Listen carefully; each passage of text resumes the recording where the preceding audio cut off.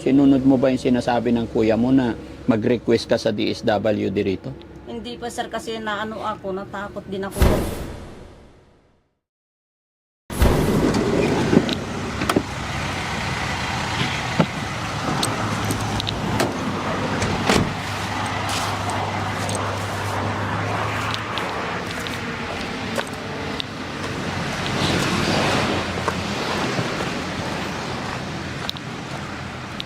Ayan mga kababayan, mga kabarangay, no? Magandang morning sa atin lahat. Kumusta po kayo? At mabuhay po tayong lahat.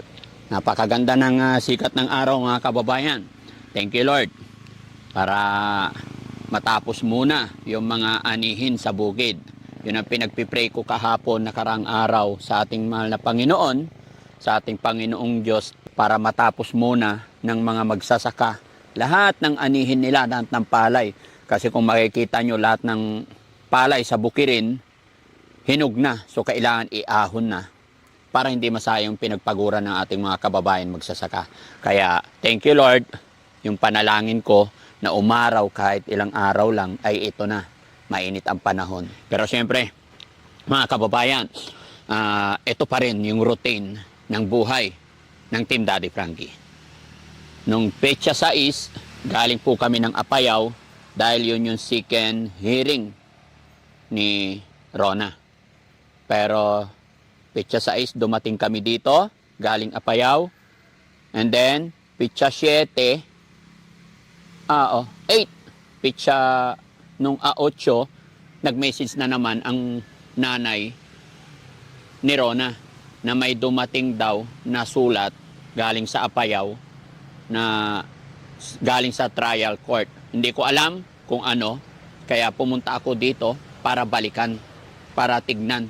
Pero ang pinagtataka ko mga kababayan, nagsabi siya sa akin, ay nung after ng hearing, sabi sa akin, sa yung second hearing, after ng hearing nila, nagsabi sa akin si nanay ni Rona na ang sunod na hearing is Agis, next month. Di ba? Pero nagtaka ako, bakit biglang may dumating daw na ang hearing na daw is 17. So, tignan natin. No? Diyan sila.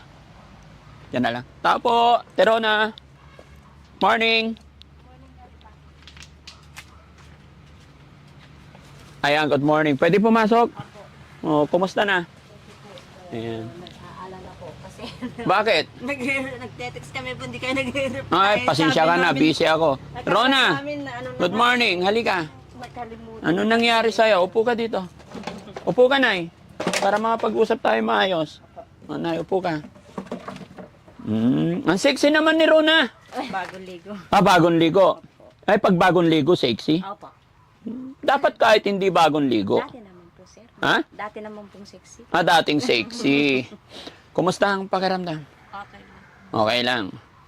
Anong ulam nyo kaninang breakfast?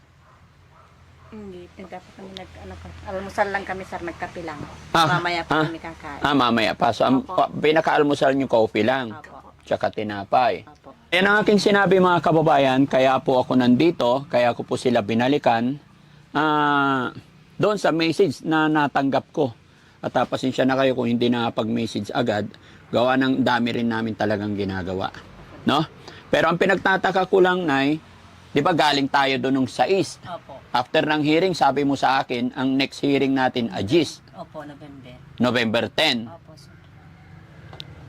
Bakit naging 17 agad? Pero may dumating, di ba, dumating tayo dito ng Asyete, sir? Hindi. Umaga. Sa is tayo dumating dito. Ay, oo. Mag-uumaga ng 7. 7. Kasi umalis tayo doon sa is ng hapon. Opo. Although 12 hours pala, Opo. kaya dumating tayo rito, 7 na ng umaga. Opo, sir. Tapos, Nang mga 8 siguro yun, sir, may Oh. dumating na naman na sulat. Binuksan ko po yung isa, tapos na yun, October 6. Tapos yung pangalawa, sir, October 17. Kaya nga sabi ko, bakit nga mayroon naman ganyan?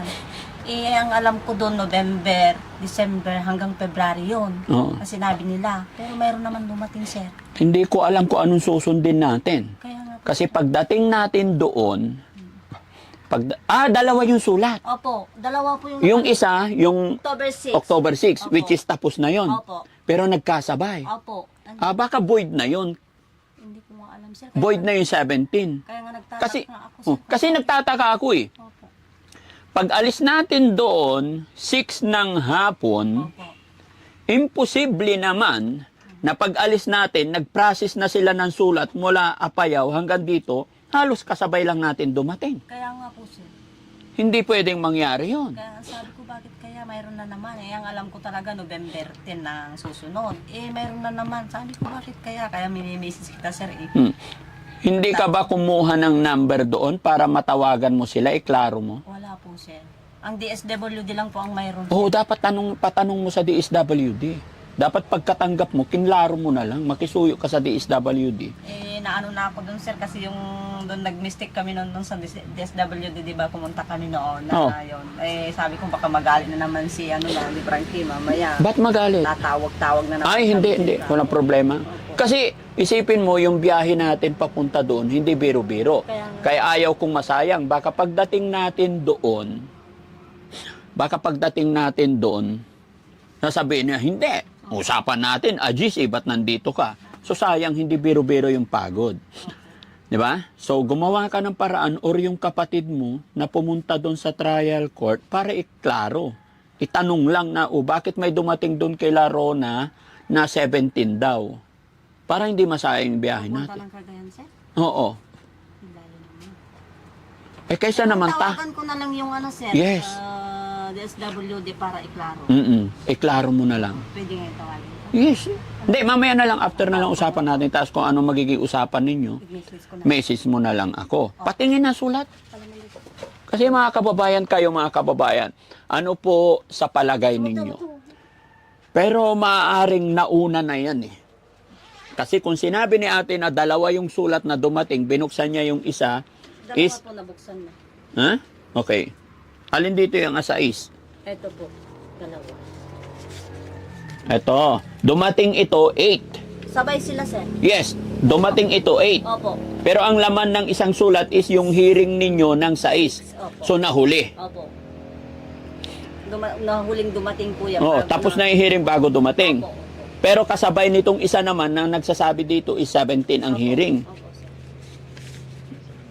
Binasa mo na ha, sure ka na hindi kumbaga ang sulat na to about kay Rona ha? Kay Rona po. Oh, ito Rona, okay. Tama nga. Oh. Kaya siguro yan, alam ko yan, sir, ipinagsabay na lang nila. Noon. Para sa susunod na na naman sa 17. Yun ang pagkaalam ko. Hindi, paano naman yung hearing natin ng 6? Oh, nung 6 tinabihan ka ng 10. Opo. Yun ang pagkasabi ko sa kuya ko noon. Di ba may 10 yun kuya? Sabi ko, oo, November 10, sabi niya. Pero tinatanong ko doon sa DSWD noon, kasi hindi ko masyadong narinig. Sir, ano pa ba ang kako? Ipia-forward ko na lang, sabi niya yung sa DSWD, sir, noon. Kasi nakasulat daw sila lahat doon ng mga schedule. Tinetext ko yung DSWD, hindi naman nagre-reply kung ano po yung mga susunod pa. Pero ang alam ko talaga, sir, November, December, hanggang February yun. Yung last na ang pinaka... Ito, may number ang Luna pa yun. Opo, sir. Yan po. Tawagan mo rin yan. Tawagin ko yan, sir. Pwede kaya tawagin? Hindi ko lang alam. Nagtatawag daw ba ka kung ano yun? Basta wag mo lang ipapublic yung mga number. Bawal. Kumbaga, tapos wala ng video. Mag-iingat din tayo. Ano ko na lang sa DSWD, sir. O, sa DSWD ka na lang magtanong. Tapos mag-message. Explain mo na after ng hearing kasi namin, ang sinabi nilang next hearing, Ajis. Opo. Pero May dumating dumating. dito ng Pitsa 8, Opo. na which is katatapos lang. At dito ako nagtataka eh. Kaya nga po, sir. Natapos yung hearing natin ng asais, Opo. May dumating ng 8 andito na sa bahay mo. hapon. Opo. Eh kalayo-layo nun. Kaya nga sabi ko, bakit kaya? Sabi ko, siguro pinagsunod lang siguro, sabi ng mga dito tapos. Nasunod Sabi mo ko- ba yung gumawa ka na ba ng hakbang? Sinunod mo ba yung sinasabi ng kuya mo na mag-request ka sa DSWD rito? Hindi pa, sir, kasi natakot din ako doon sa dumating. Bakit ka Baka natatakot? Sabi ko, baka mamaya magkamali. Wala nang pakialam yung DSWD. Kumbaga, hindi connected at wala kang dapat ikatakot kasi wala namang masama. I-request mo lang. Ayaw ko lang sabihin dito yung pinag-usapan na yun. Basta alam mo na yun, yung i-request mo. Nung sinabi, ano ko na lang tinawagan ko yung kapatid ko sa Maynila. Ang sabi ng kapatid natin isa, nagre-request ng parang security para sa ating pagpunta ng Cagayan, sir. Ang sabi ko, baka may masabi naman si Daddy Frankie, sabi niya gano'n. Bakit na may masabi? Protection nga yun. Ano nga daw, sir, sabi ko, ano bang dapat kong gawin talaga? No, yun lang ang sinasabi ko lang kasi sa'yo nung una. Ayaw ko lang kasi na kung saan-saan mo ko dinadala nung nandoon tayo. Ang gusto kong mangyari, di ba in-explain naman na ng kapatid mo? Opo. After ng hearing ninyo, tip ko, sakay, alis. Opo. Hindi yung tatanggap-tanggap ka pa ng kung ano-ano. Yun na lang. Pero yung sinasabi ng mga kapatid mo na mag-request, kuha ng protection, para sa inyo yun, hindi para sa huwag ako ang iisipin niyo. Dahil ako, yung ginagawa ko, hindi para sa amin. Unang-una, para sa inyo, para hindi malagay sa alanganin yung kaso nyo. Opo, sir. Ano na lang gagawin ko, sir? Message ko na lang yung sa DSWD. DSWD, iklaro mo. Opo, kung anong sasabihin, kung talagang matutuloy yan bukas. Hindi, kung alin talaga ang totoo. Kasi nagda-doubt lang o nagtataka lang ako na bakit may dumating? may usapan na tayo doon sa court na agis, Opo. tapos napakabilis dumating ng sulat Opo. na nandito na bago ang 17. Opo, sir. Iklaro mo, ha? Bago mahuli ang lahat. Opo, sir. Kasi sayang din yung punta natin. Opo. Tapos sinesis na lang kita, sir. Oo. Kasi kung ganun din naman, iniisip ko, no? Kung ganun din naman na linggo-linggo may hearing, aba, doon na tayo titira. Doon na lang muna kayo mag-ina titira sa kapatid mo sa malapit. Opo, sir. 'Di ba ilang bayan lang 'yon? Sa Ilocos. O tatawirin o Ilocos lang. 3 bayan lang, payaw na. Ilang oras lang biyahe? 2 oras lang. Mas mabilis. 'Di ba? Kailangan dito na kailangan advance lagi tayong mag-isip. No? Kasi Kumbaga- try ko na nang tinawagan yung DSWD, sir, tinawagan ko, pero nag-bearing ayaw naman yung sinasagot. Para itanong sana yan. Sabi mo kanina, hindi mo pa tinawagan. Yung bago tayo dumating, ng gabing iyon, nag-try na ako para pa-forward ko kasi yung mga date sabi. Pero wala. Itinry ko na, nung biglang may dumating yan, itinry ko ulit. Pero wala, sir, nag-bearing lang. Ayaw niyang sagutin. Pero hindi pa working hour yung tumawag ka. Huwag kang tatawag ng gabi. Working hours, alam mo yon? Opo, opo. Alas 10, 9 to 5. oo, hanggang before 4, ganun. Kasi pag out of duty na, yung company phone, nandyan lang sa office. Hindi nadala yan. Kaya pag gabi, talaga hindi nila masasagot. Tsaka hindi nakasave yung mga number na yan. Kaya kailangan makausap mo talaga, papakilala ka.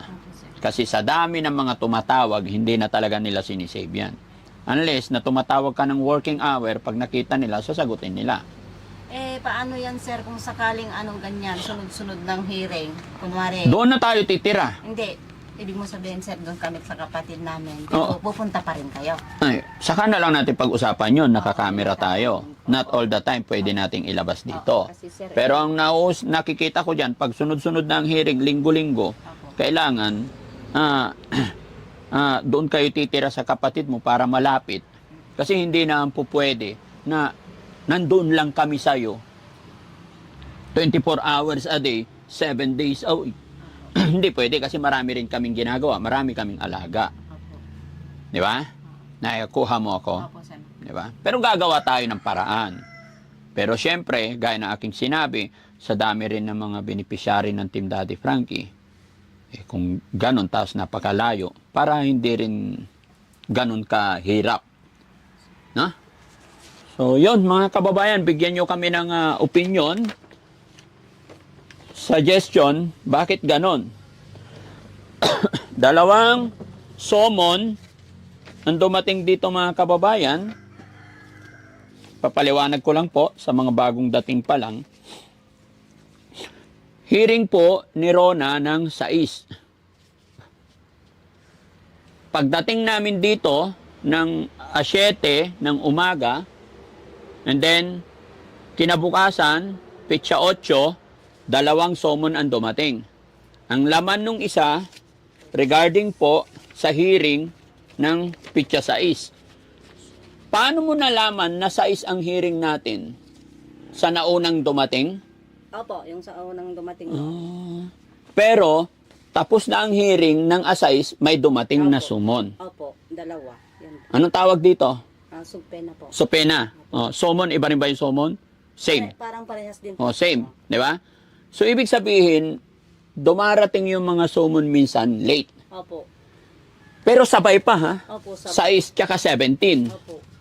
So, Kaya nga nagtataka nga rin ako, sir, bakit sumabay yung sa 6?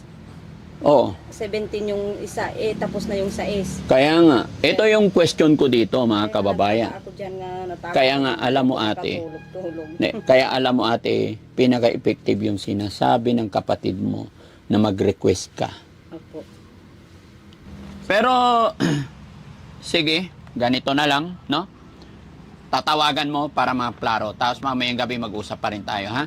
Mamayang gabi, sa buong araw na to, gawin mo yung mga sinasabi namin. And then mamayang gabi, mag-message ka sa amin, then mag-usap tayo. Para magawa natin ang paraan. No? Okay. Sa ano lang, sundin mo lang yung mga utos ng kapatid mo, yung mga payo namin, para hindi tayo malagay sa kung ano man. No? At kung Sige lang. sakaling matapos itong matawagan ko, sir, kung talagang tuloy ang 17, pwedeng maglakad ako dyan sa ano ngayon, sa pulis para... Oo, yung ito, sinabi ng Ito, kapatid mo. Opo. O yun, gawin mo yun. Dito sa pulis, Oo. sa MSW, Hindi, sir. pulis siya kayo, Miss WD. Pupuntahan ko. Oo. Pagkatapos. Para at least, alam mo, maglakad-lakad ka, hindi lang yung kami. Opo. Hindi lang yung, alam mo kung porsigido ang tao, hahanap ng paraan, gagawa ng paraan. Opo, sir. Hindi yung makaupo lang tayo, naghihintay lang tayo ng kuman ng ibang tao, ng papel. Opo. Sabi nga nila, DTA. Alam mo yon? DTA. Don't trust anybody. Although, wag mong ibigay lahat ang tiwala mo. Opo. Nakikiramdam ka rin kahit sa amin. Opo, Di ba? Bukod sa ginagawa namin, nananaliksik ka rin, nakikiramdam ka rin, gumagawa ka rin ng paraan. Hindi yung nakaupo lang tayo na walang ginagawang paraan. Opo, sir. At least, in your own idea, nagkakaroon ka ng comparison. Di ba? Opo, sir. Okay. Tama ba, Rona? Opo. Oo. No?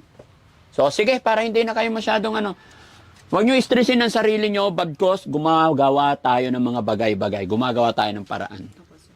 Okay? Opo, sir. So, alis na kami. Opo. May pupuntahan pa kami. Opo, maraming salamat. So, ayan mga kababayan, mga kabarangay, ito yung update ko sa inyo dahil sa message, dahil sa mga late notice na dumarating kay Rona. Pero syempre, ginagawa natin ang paraan yan.